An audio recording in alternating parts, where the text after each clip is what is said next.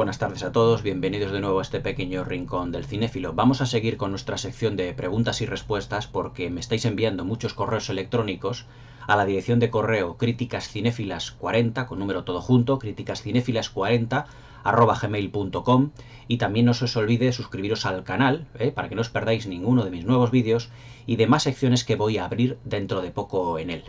Dentro de la sección de preguntas y respuestas me estáis enviando muchísimas, así que tengo que hacer una selección para ir contestándolas poco a poco. Pero no os preocupéis que voy a contestar absolutamente a todas las que me estén llegando.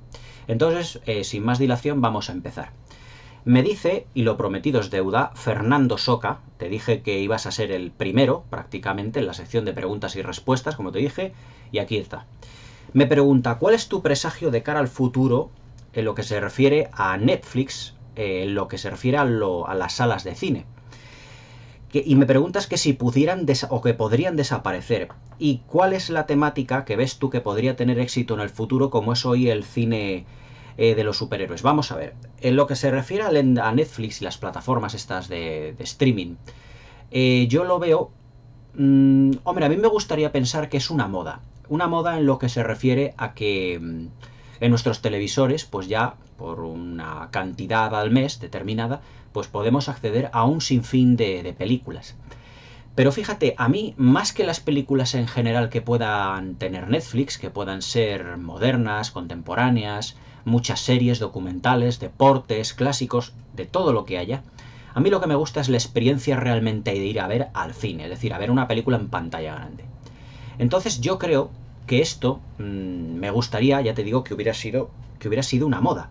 Lo que ocurre es que yo creo que esto se va a seguir ampliando con el tiempo y en nuestra televisión vamos a poder ver cada vez más series de televisión, poder contratar una serie de productos, una serie de paquetes donde vengan pues todo tipo de películas, de géneros, de todos los tiempos, pero que llegue incluso a hacer desaparecer el cine, no lo creo. Porque la experiencia, te cuento lo que es mi punto de vista, la experiencia que tiene una persona yendo al cine y viendo una película en pantalla grande no es lo mismo que en una pantalla de televisión, ni muchísimo menos. Es decir, somos muchos millones de personas en este mundo los que vamos al cine solo y exclusivamente por ver las películas en pantalla grande y disfrutar de un gran espectáculo. Entonces vamos al cine por disfrutar enteramente del espectáculo. En la pantalla del televisor no. Además, date cuenta que las películas que están filmadas para cine tienen una planificación muy distinta a las películas que están planificadas para televisión. Yo reconozco que hay películas para televisión, y yo comenté aquí una en el canal, que fue Ana de las Tejas Verdes, de los años 80, que es una maravillosa obra maestra desde cualquier punto de vista que la veas. Y para mí una de las mejores películas de la década de los 80 y dentro de su vertiente, dentro de su género. Pero claro, es una película que está planificada, no estoy diciendo que sea mejor o que sea peor que la que se ha hecho en el cine. Para mí Ana de las Tejas Verdes, por ponerte un ejemplo, es muchísimo mejor película, por ejemplo, que la mayoría de las que se han hecho, por no decir todas las que se han hecho este año, incluso en años anteriores. Lo que ocurre es que no hemos podido disfrutar de esta película en el cine. Es decir, se planificó esta película, como esta o tantas otras, para la pequeña pantalla. ¿Podría haber estado muchísimo mejor en la pantalla grande? Pues por supuesto, evidentemente. Pero claro, se hizo para una pantalla pequeña. Y al hacerse para una pequeña pantalla, la planificación y la espectacularidad visual, por ejemplo, o el lenguaje visual, si me pongo ya un poco más sibarita, no es el mismo cuando se hace para televisión que cuando se hace para cine. En cine tenemos un presupuesto más holgado, tenemos producciones muchísimo más... ¿qué te diría yo? Mucho más ambiciosas en lo que se refiere al apartado técnico y también argumental, en lo que se refiere también a la contratación de actores para que se les pueda ver en pantalla grande. Es que claro, es un mundo muy distinto, el mundo de la televisión del mundo del cine. Con respecto a Netflix, yo creo que Netflix, al igual que otras tantas plataformas digitales de streaming, cada vez habrá más. Y llegará un momento que muchísimas películas se puedan ver ya en la pequeña pantalla en televisor. Pero yo creo que habrá todavía muchos productores, muchas majors en Hollywood, que todavía diseñarán y harán películas para cine. Porque ya te digo que la proyección es lo mismo. Por ejemplo, en Estados Unidos está muy extendido el formato IMAX. En formato IMAX y en 3 dimensiones, muchísimo. Aquí en España no tanto. Por ejemplo, aquí en Madrid tenemos el Cinecité y el Kinépolis, que son las únicas cadenas, las dos únicas cadenas que proyectan cine en 3 dimensiones y en pantalla, hombre, grande, por así decirlo.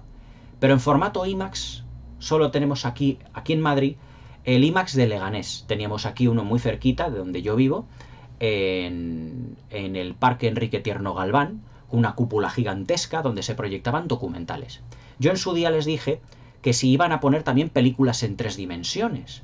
Es decir, cuando se estaban estrenando, por ejemplo, films como Alicia en el País de las Maravillas, la de Johnny Depp, como la de Transformer 2, La Venganza de los Caídos, que tiene muchas secuencias que se hicieron también en formato IMAX. Es decir, ya iban poco a poco abriéndose camino el formato de pantalla grande. El IMAX, que equivale al formato de 70 milímetros de Ultra Panavision de los años 50.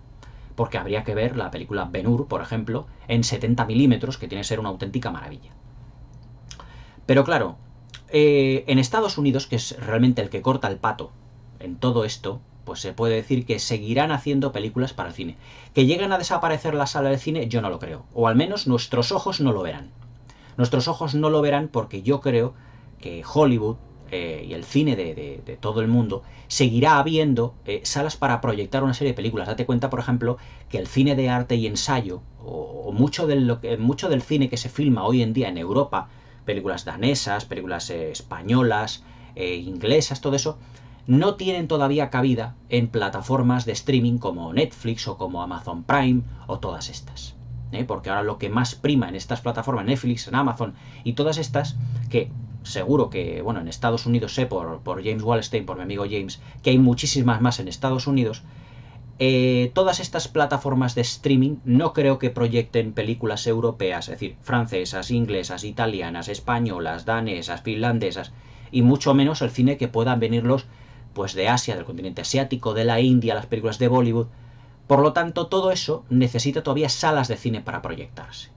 Y no creo que los americanos, que los estadounidenses, la Metro-Goldwyn-Mayer, la Fox y todas las grandes, las majors, la Disney, ahora que está absorbiendo tantas compañías y tantas productoras, vaya solo a hacerlo solo para hacer películas para televisión. Lo dudo mucho. Es decir, si llegan a desaparecer las pantallas del cine algún día, ya te digo que nuestros ojos no lo verán. Es decir, a corto, digamos a medio, a largo plazo, no lo creo. Hombre, a larguísimo plazo, no lo sé. Eso ya el futuro lo dirá. Pero a corto o medio plazo, seguro que no. O sea, es un asunto que yo creo realmente que la televisión ha tenido su público, el cine también lo tiene. Hay público que comparte las dos plataformas, yo por ejemplo, pero yo creo que Netflix, Amazon Prime y muchas plataformas de streaming, muchos paquetes estos de streaming que contratas no pueden compararse ni muchísimo menos a la experiencia de ver una película en el cine. Una película en pantalla grande, con el sonido en Dolby Stereo o Dolby Atmos, como está ahora, en las 3 dimensiones. Todo ello es muy difícil que toda esa experiencia se puede equiparar en la televisión por muchos televisores de plasma, de 4K, de 8K o de 2227K podamos tener. Es decir, la pantalla del cine o planificar por parte de los directores y los productores una película hecha para cine no tiene absolutamente nada que ver. Y la experiencia es distinta. Es más, tú estarás de acuerdo conmigo que cuando ves una película en el cine y luego la ves en televisión, sobre todo una de estas espectaculares que podamos ver, de acción o de aventuras o de ciencia ficción o fantasía, luego la hemos visto en el cine y luego la vemos en televisión y la experiencia no tiene absolutamente nada que ver. Nada que ver.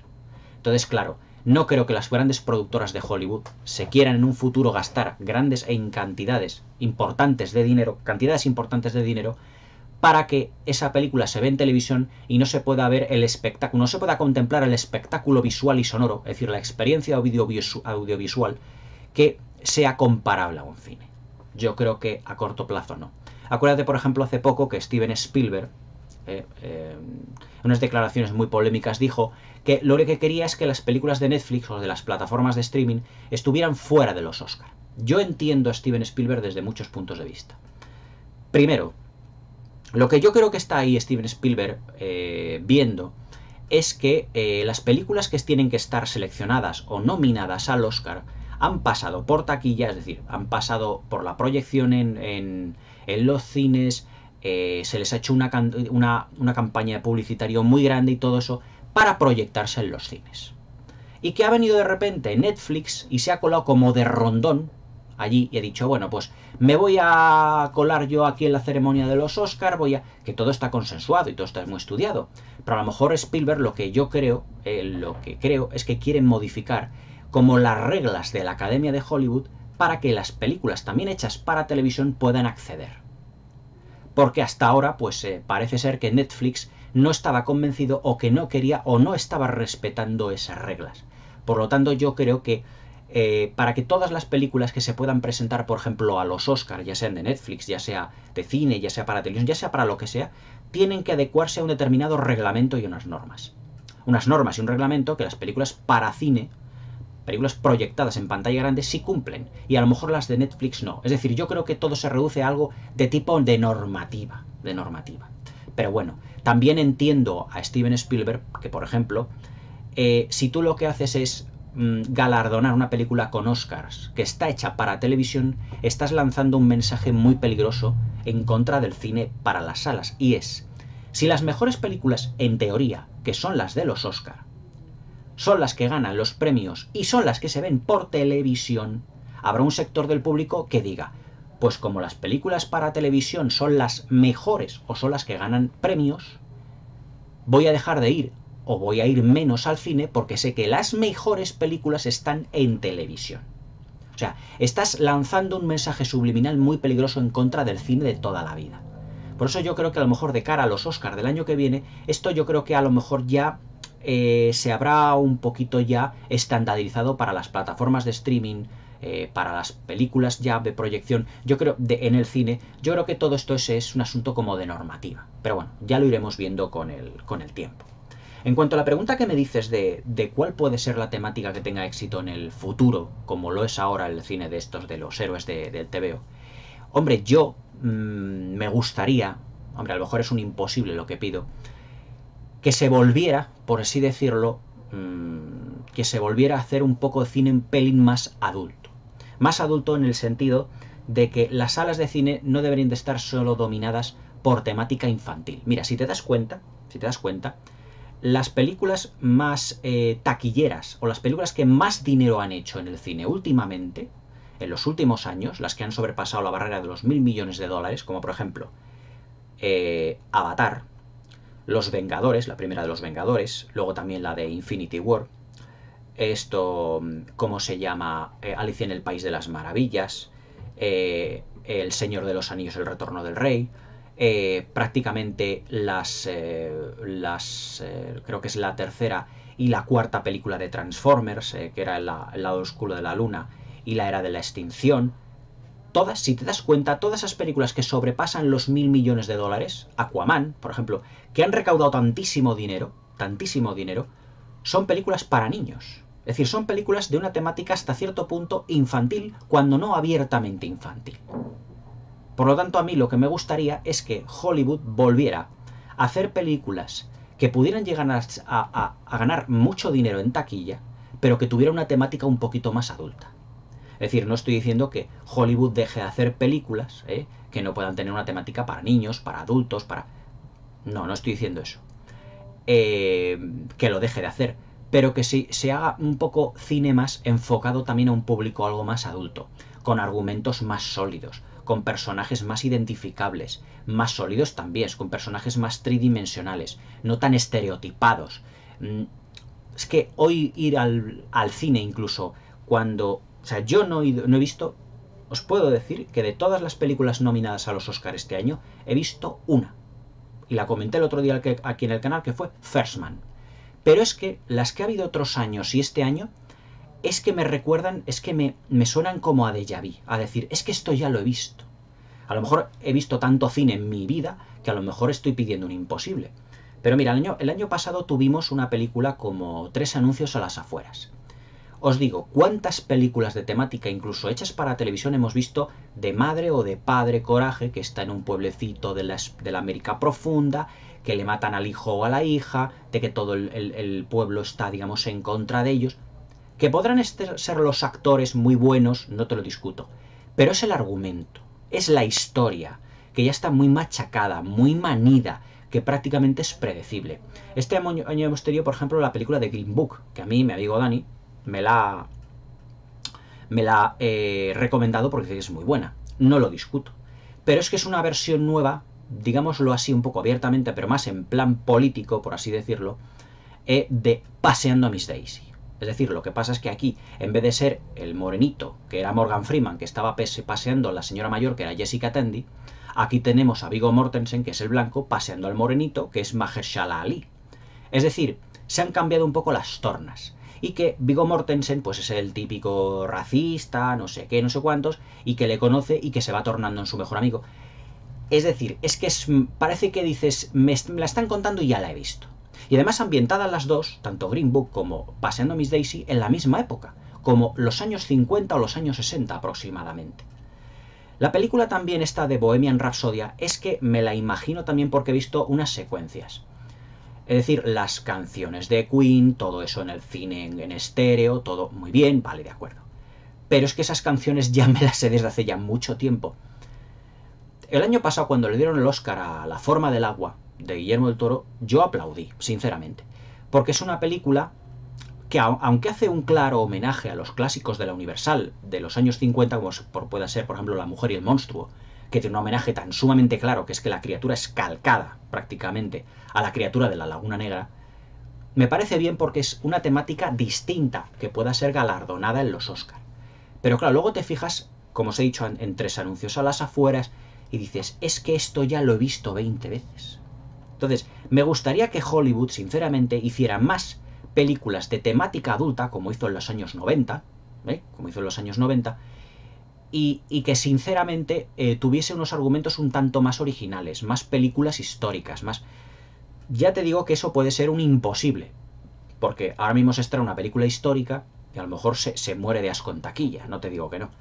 Pero claro, hay que recuperar un poco el tono un poco más adulto, no tan aniñado en los cines. O sea, yo últimamente estoy muy harto, por ejemplo, de ir a ver una película de terror al cine y estar todo el público lleno de niños en la sala, que no me molesta en sí, pero a cada grito, a cada susto, pegan gritos, no sé qué. Y además es que la película en realidad no es una película en sí de terror, es una película de sustos, como yo la llamo. De repente la cámara se va moviendo y de repente ¡paf! El golpe. La música la ponen a todo volumen en ese momento. Sale el monstruo maquillado, ya no el monstruo, sino el asesino con el hacha, ¿no? O el zombie. Yo digo, es que claro, todo me suena ya tanto a machacado. Todo está tan visto ya que dices, es que yo prefiero ya una temática un poco más adulta. Que me den unos personajes más, pero que sean originales, que no sean tanto... Porque hoy en día Hollywood ya estamos hartos de los remakes, de las segundas partes, de las terceras, las cuartas, las quintas, las seriales, los no seriales.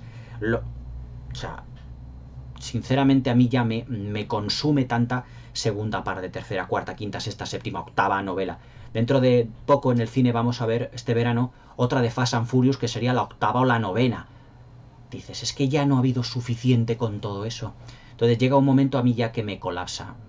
Últimamente hablando con James Wallstein me decía, es que tienes que comentar un poco más cine más moderno para llamar más suscriptores, Yo le digo, sí, James, sí, me parece muy bien, pero es que muchas veces vas al cine y dices, ¿qué veo?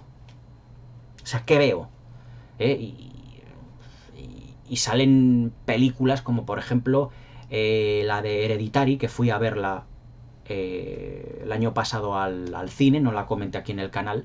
Me pareció una película tan sumamente pretenciosa, tan ambigua, que tiene momentos inquietantes realmente, pero tan desconectada de todas partes. Es decir, con un argumento que no es, por ejemplo, como El Resplandor, que es una película que te diría yo, que tiene un argumento definido y tiene algunos puntos en la narración y en la trama que presentan cierta ambigüedad para que el espectador pueda hacer un poquito alarde de su imaginación e interpretarlo de otra manera.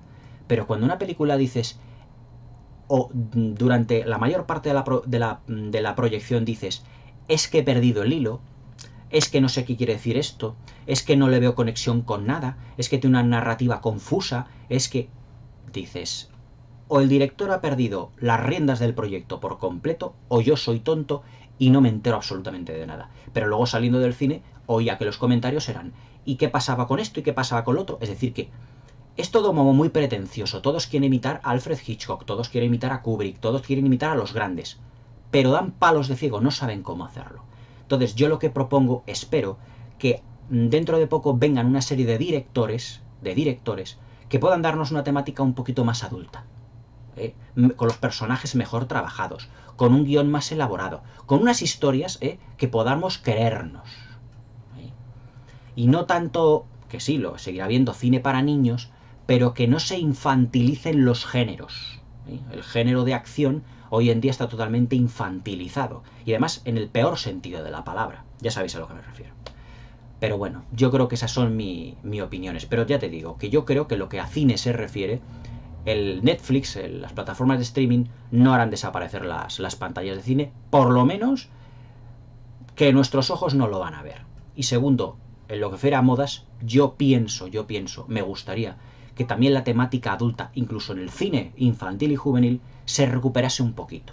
Que traten a los niños no como tontos, sino como adultos en pequeñito. Para que les hagan un poco pensar, para que les hagan un poco madurar y no les cuente tanto chiste que les agilipolle, por así decirlo, totalmente. Pero bueno. Bueno, espero, Fernando, que te hayan gustado mis respuestas. Son mis opiniones más sinceras y espero que coincidan más o menos con las tuyas.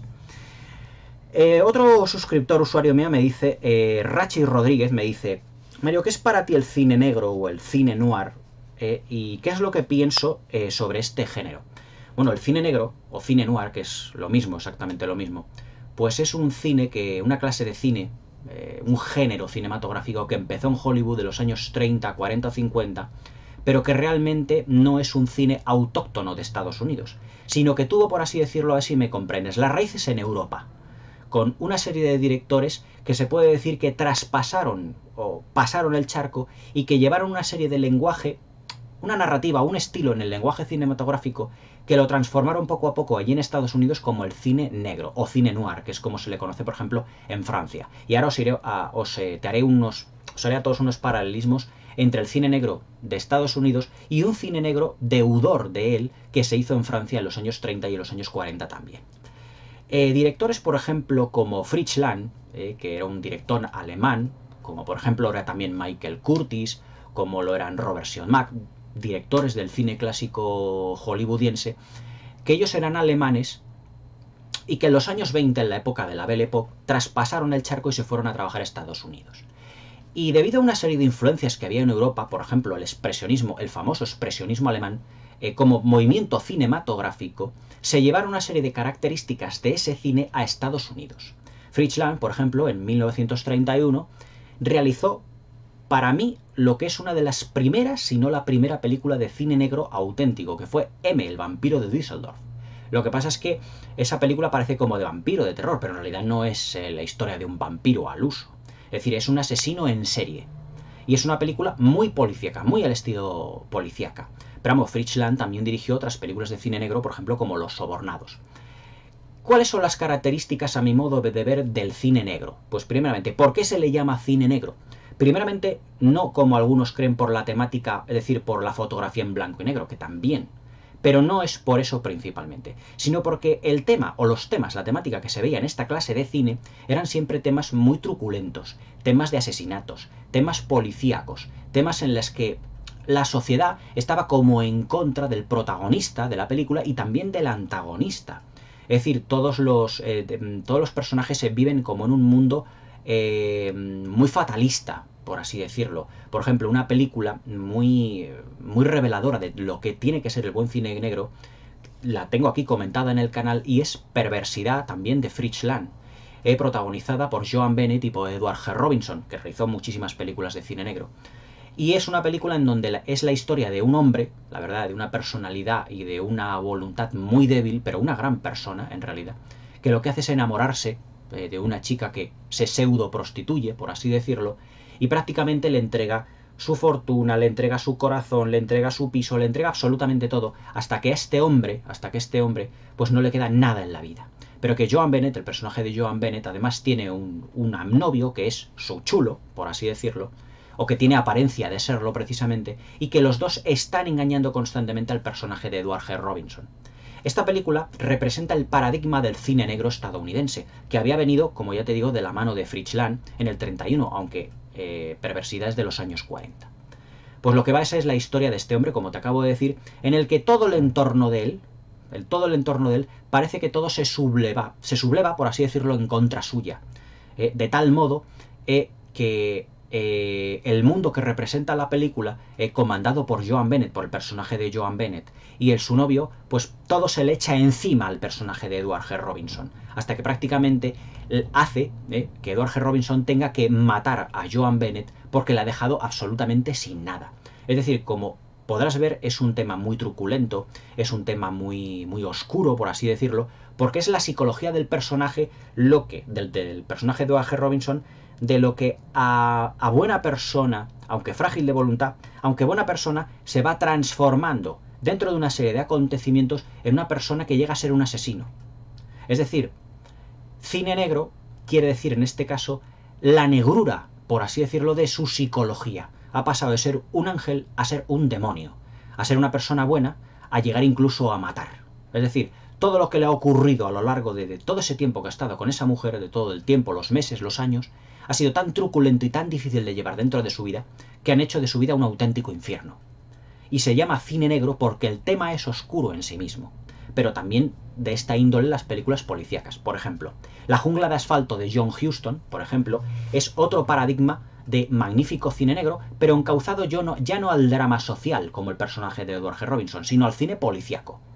Por ejemplo, la ambientación de La jungla de cristal, de La jungla de asfalto de John Huston, precisamente, es que una serie de ladrones, una serie de personajes, planean un atraco a gran escala, también como en Atraco Perfecto Stanley Kubrick, planean un atraco a gran escala en una ciudad que parece como oscura, parece taciturna, parece que no hay personas viviendo una vida normal, no hay tiendas ni centros comerciales, la gente no hace vida por las calles, sino que es una ciudad que siempre se la retrata, si te das cuenta, con personajes que tienen miedo, con personajes que aparecen en las esquinas por la noche, con personajes que parece que están elucubrando en todo momento. Es decir, se representa otra vez lo mismo que en Perversidad, es decir, una especie de sociedad fatalista, muy fatalista. Pero claro, aquí ya tenemos el componente de la policía. Es decir, de la policía, cómo actúa la policía, cómo se enfrenta a los chulos, a los chivatos, cómo tiene conexiones, cómo también la policía tiene sus propias redes de corrupción dentro. Es decir, una serie de condicionantes, que van transformando también a los personajes. Por ejemplo, el personaje de Sterling Hayden es un ladrón, también en esta película, que tiene una novia, que era Jean Hagen, una de las protagonistas de Cantando bajo la lluvia, que lo que hace precisamente es intentar encarrilarla hacia el buen camino. Pero es esa sociedad cargada de corrupción, del amor al poder, de todo ello, que es como si fuera una droga, lo que le incita otra vez a planear otro atraco. Es decir, volvemos otra vez al punto de vista fatalista de los personajes. No hay posibilidad de reinserción del personaje de Sterling Hayden en la sociedad. Tiene que volver a cometer y realizar crímenes. Otra película, por ejemplo, ya yéndonos a lo que es la parte histórica, además de M, el vampiro de Düsseldorf, tenemos, por ejemplo, si mal no recuerdo, en 1932, una película llamada Scarface, el terror de Lampa, que no tiene nada que ver con la de Scarface del 83 de Brian De Palma. Os estoy hablando de una película dirigida por Howard Hawks y producida por Howard Hughes, es decir, por aquel magnate de Estados Unidos que tenía cientos de millones de dólares, que compró cadenas de televisión, que compró aerolíneas de vuelo, que estudió ingeniería naval, lo diré, es decir, sobre la construcción de los aviones.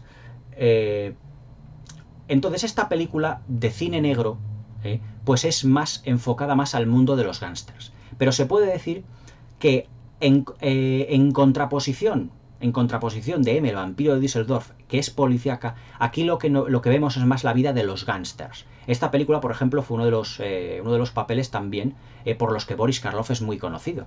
Boris Karloff fue empezar a ser conocido a raíz de la película del Dr. Frankenstein en 1931, pero en el 32 hizo La momia de Karl Freund, pero también hizo Scarface, el terror de Lampa, y es uno de los protagonistas de esta película. Y es una película donde aquí vemos lo que es el cine negro también muy puro en toda su vertiente. Otros ejemplos de gran cine negro, os puedo decir, son por ejemplo Los Sobornados, también del mismo Fritz Lang, Atraco Perfecto de Stanley Kubrick, La Dama de Shanghái de Orson Welles, incluso Vértigo de Alfred Hitchcock tiene algo también de cine negro. Otros títulos como por ejemplo El Halcón Maltés, La Senda Tenebrosa, El Sueño Eterno, que vemos a Humphrey Bogart y a Lauren Bacall, también en La Senda Tenebrosa y en Tener y no tener. Y una película también, si mal no recuerdo, muy importante, de Robert Siodmak, que fue otro alemán exiliado a Hollywood, a Estados Unidos, y que dirigió también allí en Hollywood, que fue la primera película, además, que protagonizó Burt Lancaster y también Ava Gardner, que fue Forajidos, de 1949.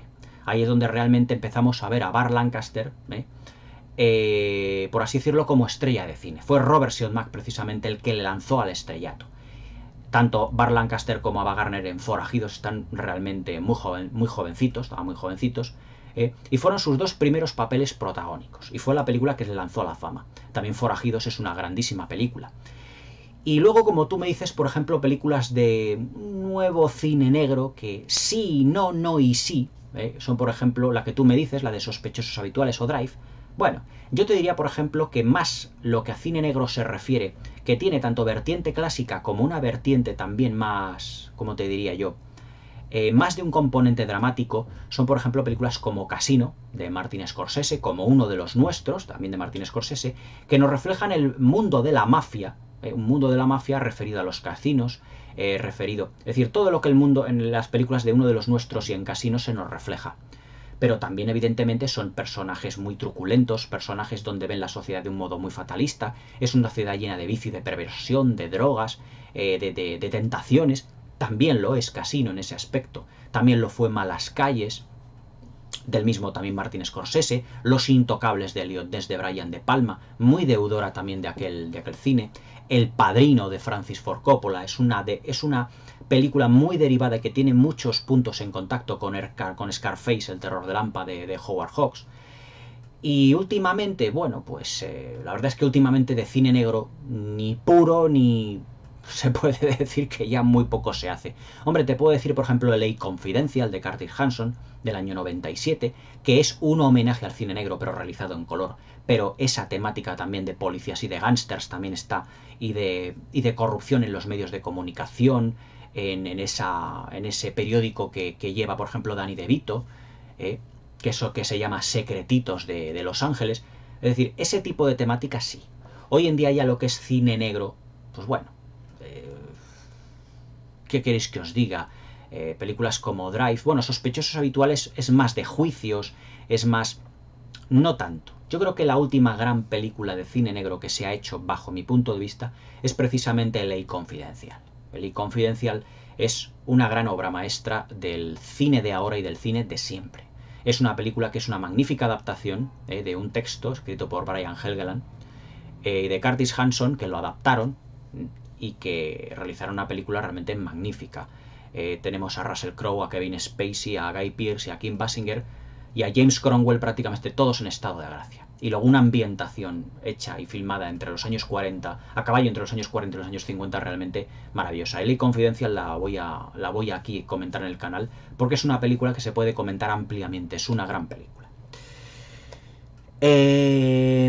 Pasando a otra, Leonor, me dice, bueno, primeramente, me ha enviado lo que es aquí al correo electrónico, se puede decir así, que un artículo escrito por ella precisamente a raíz de la película de 300 de Zack Snyder. Y la verdad es que me gustaría puntualizarte, Leonor, unas cuantas cosas que has dicho en el texto. Sobre todo en lo que se refiere a lo que tú llamas peplum. Es decir, todo lo que es el texto, en lo que se refiere a la película, en lo que se refiere al hecho histórico, estoy totalmente de acuerdo. Pero con la palabra peplum no se engloba a todas las películas históricas de la historia griega o de la historia de los romanos. La palabra peplum es para las películas, como tú dices, de hazañas bélicas, de películas que se ambientan en la Grecia antigua, en la Grecia clásica y en Roma, pero ojo, hechas en Europa, no las estadounidenses. Yo no puedo permitir que digas que Espartaco es un peplum. O sea, Espartaco no es un peplum. Ni Ben-Hur, ni Quo Vadis, ni los 10 mandamientos. Digamos que son películas de ambiente histórico y épicas, eso sí. Pero las peplum, que es un término, digamos, que se acuñó en Italia, para referirse a una serie de películas también de temática histórica, como son, por ejemplo, las películas ¿cómo te diría yo? O de historia de la Grecia clásica o de la mitología griega, como pueden ser, por ejemplo, las películas de Hércules, las películas de Maciste, que se hicieron muchísimas en la historia del cine en Italia. Pero todas estas películas, como se llamaban aquí en España, las películas de sandalias o de zapatillas, haciendo alusión a las zapatillas de los romanos, las películas peplum solo se refieren, en lo que se refiere a historia del cine, solo se refieren a los que son las películas de ambientación romana y griega, pero filmadas en Europa, no filmadas en Estados Unidos. Ben-Hur no es un peplum. Ben-Hur es una película épica, es una película histórica, es una película bíblica, hasta cierto punto, pero no es un peplum. Por ejemplo, un peplum es una película protagonizada por Kirk Douglas, pero que no rodó en Estados Unidos, sino que se filmó en Italia, que es precisamente la película de la Odisea, que es la de Ulises. Por ejemplo, Ulises sí es un peplum, porque está filmada en Italia, aunque tenga un protagonista norteamericano, que era Kirk Douglas.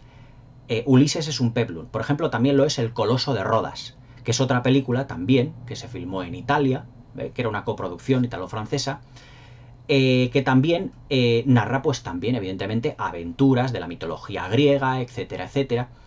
Pero no es necesariamente como las producciones que se hacían en Hollywood. Es decir, el peplum es, digamos, como la serie B de las producciones épicas norteamericanas. Pero bueno, eso es una cosa que quería puntualizarte. La verdad es que en eso sí que me gusta mucho tu artículo desde el principio, porque me estás indicando, me estás diciendo pues todo lo que concierne a 300, me estás diciendo pues todo lo que es el desarrollo argumental, el desarrollo visual, la estética de la película, me haces unos párrafos también haciendo alusión al acontecimiento histórico, pero cuando ya estás hablando única y exclusivamente del peplum, solo te tienes que dirigir a las películas europeas, de la antigua Grecia o de la antigua Roma, pero no las norteamericanas. Es decir, 300 no es un peplum. 300, como tú sabes, es una adaptación, evidentemente, de un cómic, de una novela gráfica que se basa en un hecho real. Y es, por así decirlo, pues una alteración fantástica de la realidad. Pero tampoco se puede decir que sea un peplum. En lo que tú me refieres aquí, dice, me dices, películas basadas en distopías literarias. Hombre, yo te puedo decir, mira, tú sabes, por ejemplo, cuando tú lees un libro y cuando luego ves tú la adaptación al cine, que dices, me ha decepcionado, no es como yo me lo hubiera imaginado, en estas cosas ha variado bastante. Es que claro, cuando nosotros tenemos delante de nosotros un libro, lo leemos, nos lo imaginamos, es una novela en prosa, mayormente en prosa, que tiene muchos matices, muchos personajes, muchas cosas. Pero todo eso trasladarlo al cine es muy complicado. Es decir, siempre hay un proceso de adaptación. Por eso se llama guión adaptado. Porque no es exactamente lo que nos está contando el texto de la novela. Es decir, está basado en la novela, pero no es exactamente el texto de la novela. Distopías literarias se puede decir que son todas. Es decir, cuando tú vas a ver, ya te digo, una película al cine basada en una novela, y la novela la has leído, estoy seguro de que la película no te va a gustar. Porque la imagen mental que tú tienes de esa novela no tiene que corresponder en absoluto con la imagen mental que se hace el director de la película cuando lee precisamente la novela. Y luego además la tiene que volver a modificar porque tiene que adaptarlo al cine. Entonces, de lo que tú te lees y de lo que tú te imaginas a lo que realmente luego es la película, hay un abismo, hay un mundo. ¿Distopía literaria? Pues fíjate, te voy a sorprender con lo que te voy a decir. Sin ir más lejos, Lo que el viento se llevó.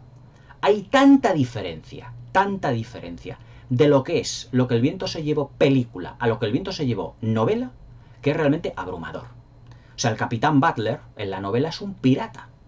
No un pirata bucanero, con el parche en el ojo y la pata de palo y el loro, no. Pero es una persona que está comerciando con armas constantemente. Cosa que en la película no se dice. Se sobreentiende, digamos, en la segunda parte de la película. Pero en la película dicen que es una persona de dudosa reputación. Pero no te dicen que se dedica al contrabando de armas, tanto para los yanquis como para los del sur. Porque la censura eso no te lo hubiera permitido. Por lo tanto, Lo que el viento se llevó película es una distopía completamente contraria. Completamente contraria a lo que se tiene plasmado en la novela. Scarlett O'Hara, el personaje de Scarlett O'Hara, tiene 3 hijos en la película. En la novela. Uno de Carlos Hamilton, de Charles Hamilton, el hermano de Melania Hamilton. Otro de Arthur Kennedy, que era el novio precisamente de Jocelyn, de una de sus hermanas. Y luego Bonnie, que es la que tiene con el capitán Butler, con Clark Gable. Tiene 3 hijos en la película. Perdón, en la novela. Y cuando el capitán Butler se casa con ella, acepta a los otros 2 hijos de sus 2 anteriores matrimonios. Cosa que en aquella época, en la época de 1800 y pico, imagínate que eso era más que un logro. Más que un logro. Pero luego en la película se edulcora de tal manera que parece que Scarlett O'Hara es la típica chica pobrecita, ay, que la han dejado, que Ashley Wilkes no se fija en ella, pero es que en la novela no es así. En la novela es un personaje que evidentemente evoluciona con la guerra de secesión, pero luego se transforma en un ser totalmente maquiavélico, y que se va aprovechando de todo el mundo. También en la película es así, pero con unas pinceladas, ya te digo, como de dulzura, es decir, con un poquito de azúcar, como estaba hecho. Yo te digo que distopías literarias hay muchísimas. Quédate con la que a ti más te guste. Pero cualquier película es una distopía, cualquiera, de lo que se refiere a una novela en la que esté basada, realmente. Si es eso a lo que te referías. Si no, me puedes volver a escribir perfectamente, otro correo, todo eso, y yo te lo vuelvo a comentar en el sentido que tú quieras. Respecto del archivo que tienes, que también me escribiste diciendo, tengo uno del Señor de los Anillos, si quieres te lo paso. Pues me gustaría que sí, que también me lo enviaras, porque me ha gustado bastante el de 300 que me has enviado. Me lo he descargado aquí a mi ordenador y me gustaría tenerlo.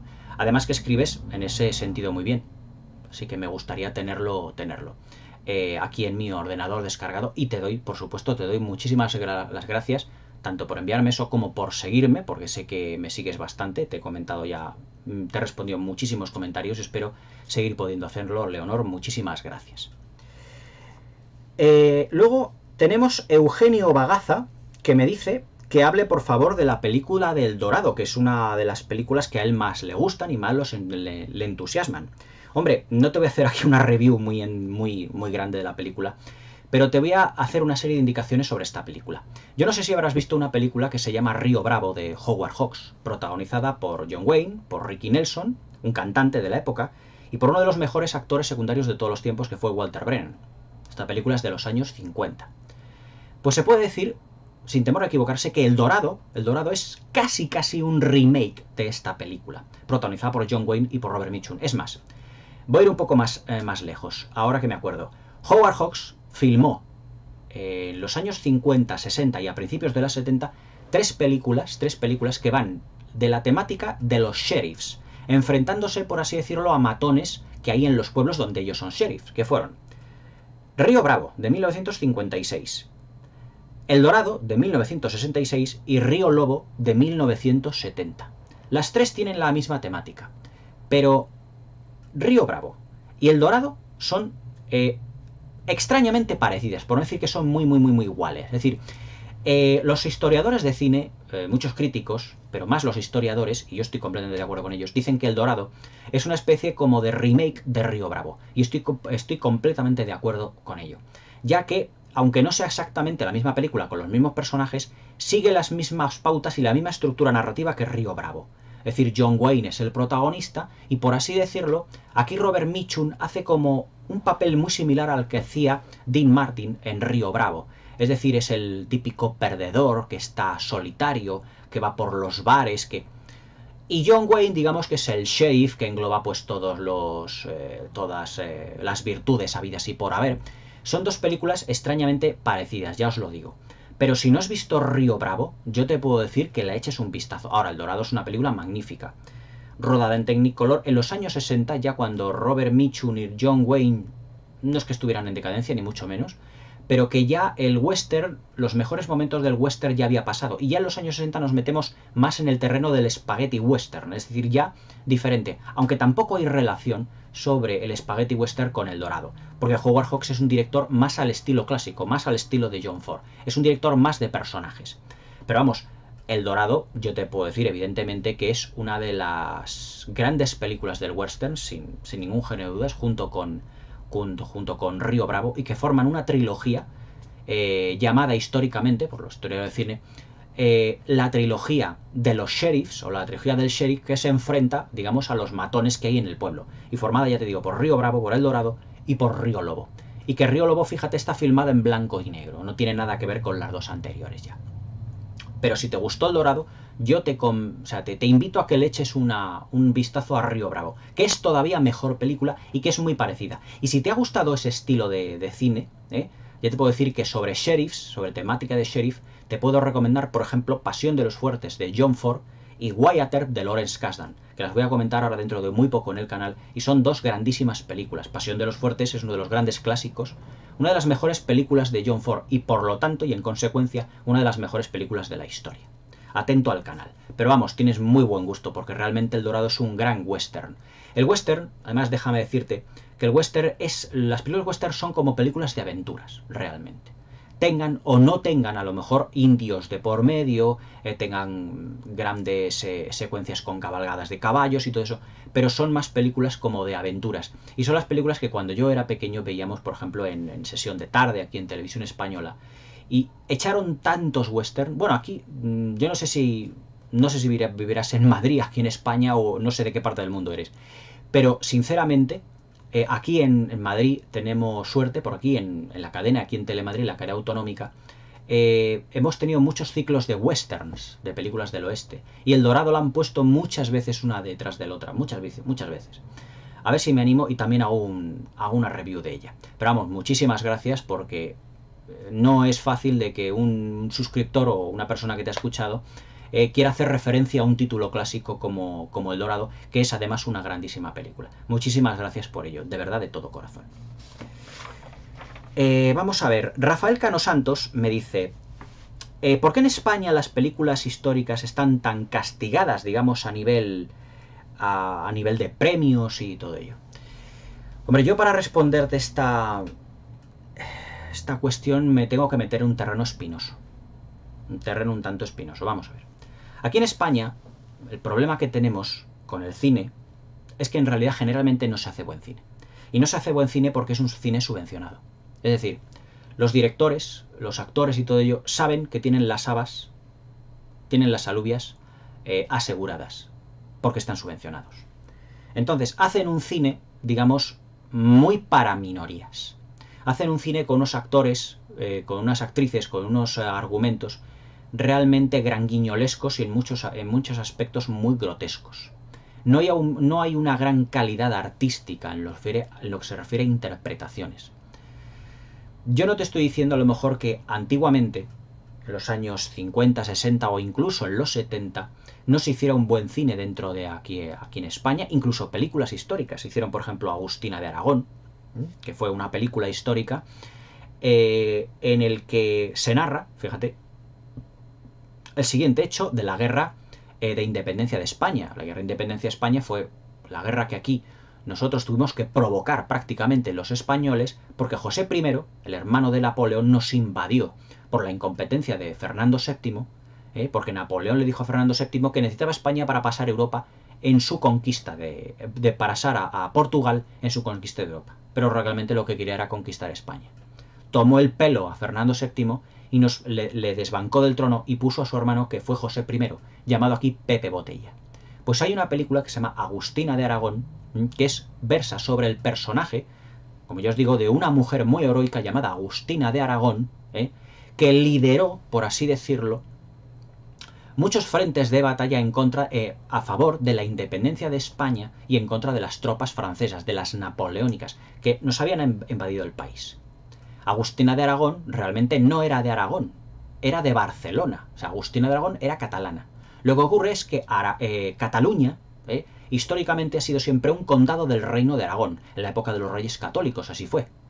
Entonces, claro, por eso se le llama, aunque nacida en Barcelona, Agustina de Aragón, porque era todo un reino.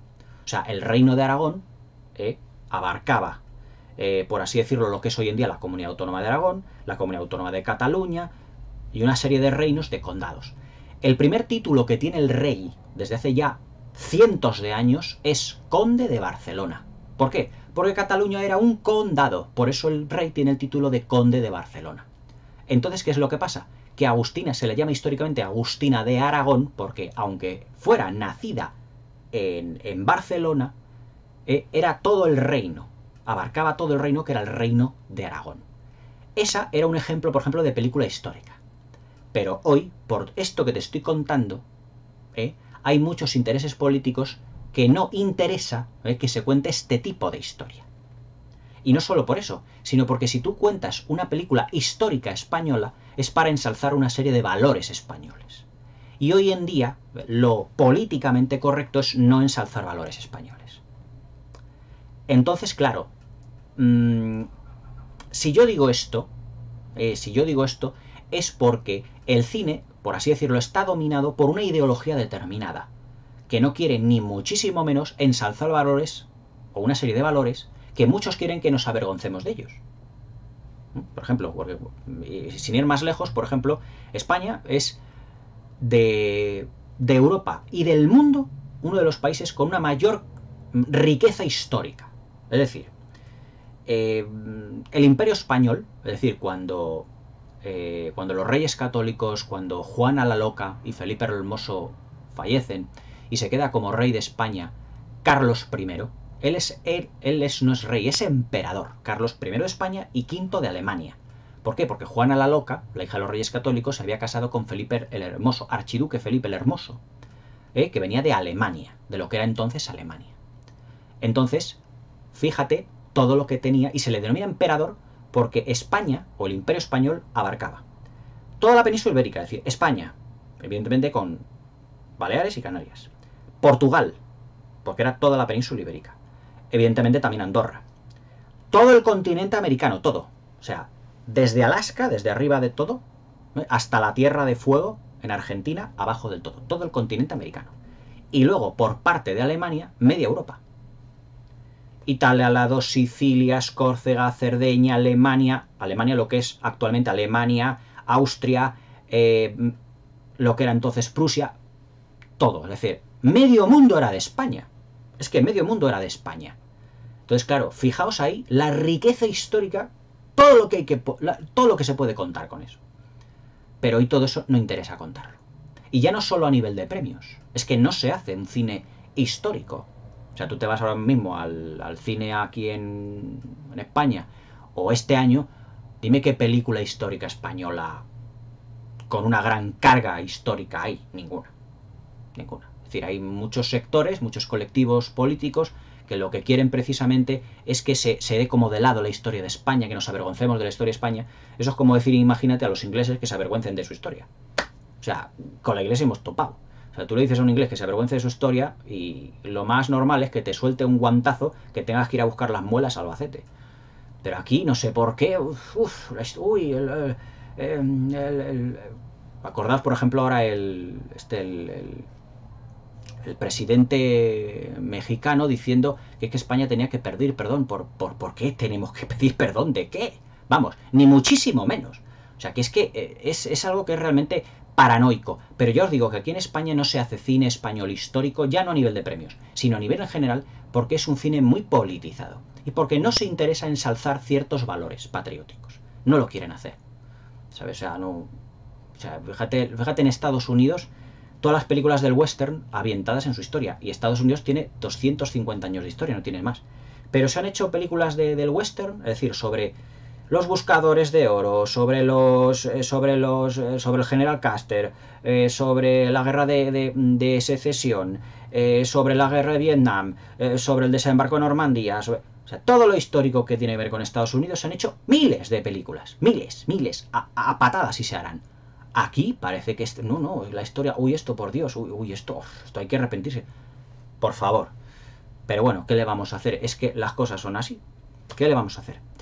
Pero bueno, ya te digo que el cine español es hoy en día, a nivel de historia, tú, por ejemplo, como estudiante de historia, que lo verás, la riqueza que nosotros tenemos en España a nivel de historia es brutal, por donde la cojamos. Pues que podríamos hacer películas biográficas de todos nuestros reyes así. De reyes, de archiduques, de nobleza, de guerras, de esto, lo otro, de 50.000. ¿Cuántas se hacen? 0. Pero bueno, ¿qué le vamos a hacer? Pero vamos, tú como persona de historia, como estudiante de historia, evidentemente te darás cuenta de ello.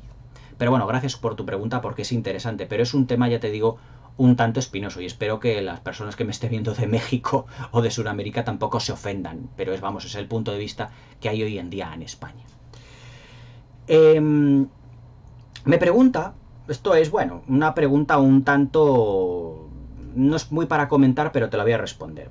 Me dice en punto de mira críticas de cine, Mario, ¿conoces alguna edición de El Conde Drácula de Jesús Franco en edición de DVD o en formato 16:9? Pues mira, yo te siento decirte que no conozco ninguna. Es más, es que ni siquiera El Conde Drácula de Jesús Franco la he buscado. Porque a mí Jesús Franco, creo que ya lo he dicho en algún otro vídeo, o sea, me parece un director tan sumamente mediocre y sus películas tan sumamente malas, que es que no me he molestado. Solo tengo mira, Jesús Franco solo tengo un título y sinceramente es el que intenta salvarse pero no llega ni al aprobado ni al 5, que es la de Vampiros Lesbos, las vampiras, de Soledad Miranda, de aquella chica de actriz española que falleció en un accidente de tráfico.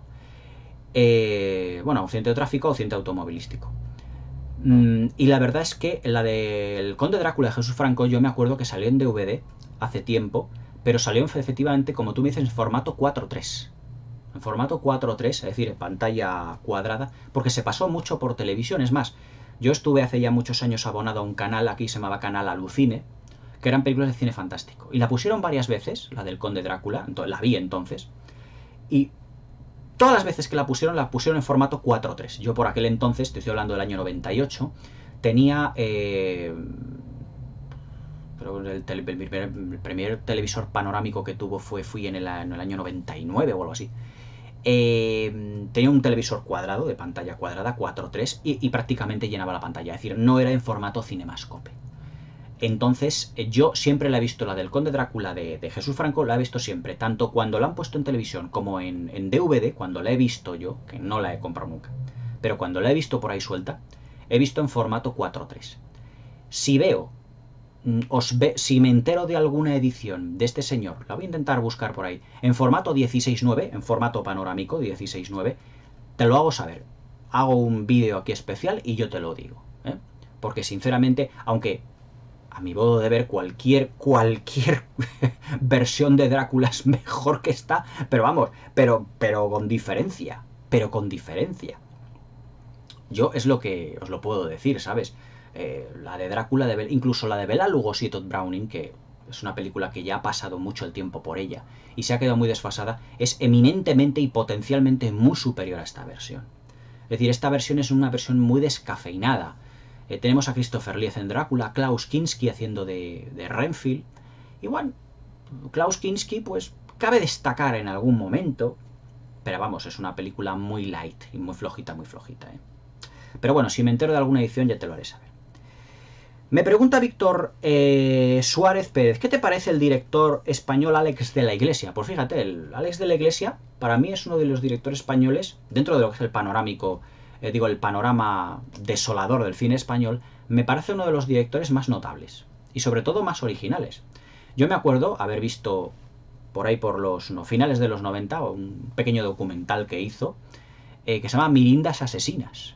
O sea, era un documental tipo gore, cómico, un poco estrafalario y raro. Pero fíjate, creo que llamó la atención de Pedro Almodóvar, y la película Acción Mutante, que hizo en el año 92, Alex de la Iglesia, la produjo Pedro Almodóvar.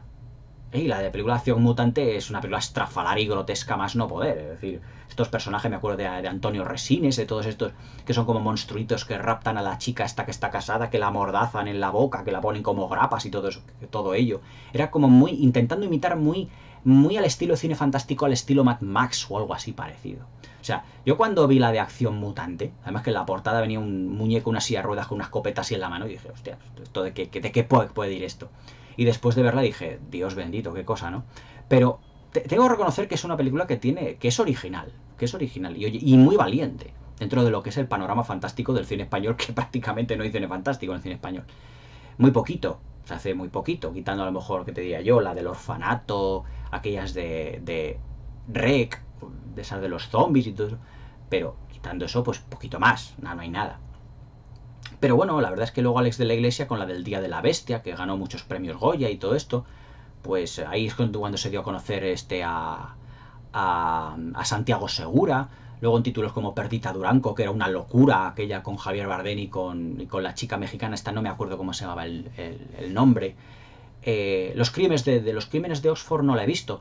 La de 800 balas, que pretende ser como una especie de homenaje al Spaghetti Western, con un Sancho Gracia desbocado, o sea, aquello. Pero bueno, son películas, digamos que originales y graciosas, aunque bueno, tampoco puede decirse que es aquí la panacea de nada. Pero bueno, Alex de la Iglesia, dentro de lo que es el panorama de cine español, me parece un director destacable y sus películas son divertidas hasta cierto punto. Pero bueno, que oye, tiene su público y me parece bien, Víctor, que me lo preguntes. Porque ya te digo que yo con las películas de Alex de la Iglesia nunca he repetido, nunca la he visto dos veces. Pero cuando he visto una película suya, pues bueno, pues me he entretenido, que es yo creo que lo importante. Me pregunta Daiport, ¿me recomiendas continuaciones de Terminator? Porque he visto la Terminator, la primera película, y no he visto el resto.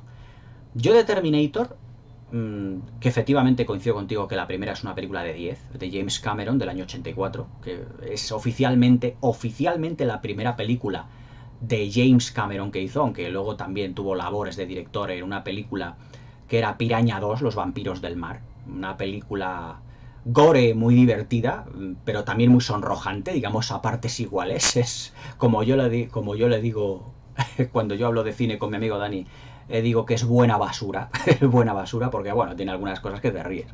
Y que me acuerdo que no sé quién dijo que decía Piraña 2 es la mejor película de pirañas voladoras de la historia del cine. Bueno, aquello es para descojonarse también, ya, es realmente para partirse de risa. Pero vamos, así, dejándolo a un lado, te diré que para mí la mejor película de Terminator es Terminator 2, El juicio final, de James Cameron, del año 91. Con Schwarzenegger, con Linda Hamilton y con Edward Furlong en los papeles principales, y luego teniendo al T-1000, al famoso T-1000, interpretado por Robert Patrick, como villano absoluto de la función.